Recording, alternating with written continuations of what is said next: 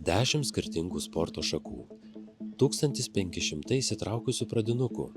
Taip Kaunas augina aktyvią kartą.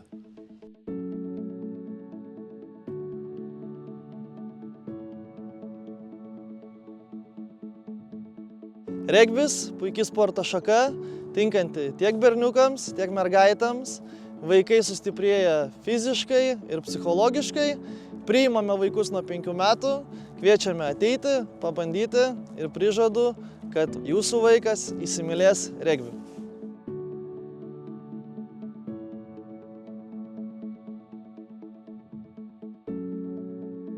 Kviečiu visus pamilti dviračių sportą. Tai labai plati sporto šaka, apimanti keliones, sportinės varžybas, turizmą, vystanti visas fizinės savybės, pradedant ištverme, greičiu, jėga, pasitikėjimu savimi, orientacija gatvėje, ateityje vairuojant automobilį, tie įgūdžiai lieka. Dviratis kaip transporto priemonė yra ir sportinė, ir fizinė, ir emocinė, ir draugų galima susirasti treniruojantis arba važinėjant dviračiu.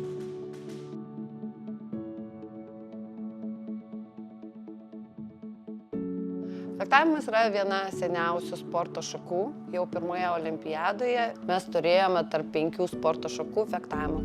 Dabar yra sportinis fektavimas, apima 3 ginklų rūšis – špagą, rapyrą ir kardą, nors Lietuvoje mes treniruojam tik tai špagą.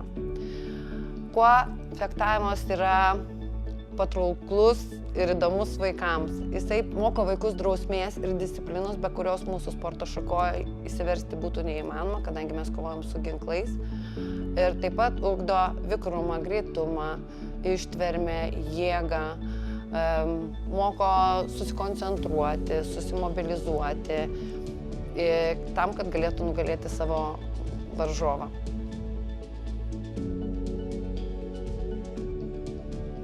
Aš esu Saulius Liauginas, graikų romėnų imtynių treneris. Nėra labai populiari sporto šaka, bet mūsų imtynininkai yra pasiekę labai svarių pergalių.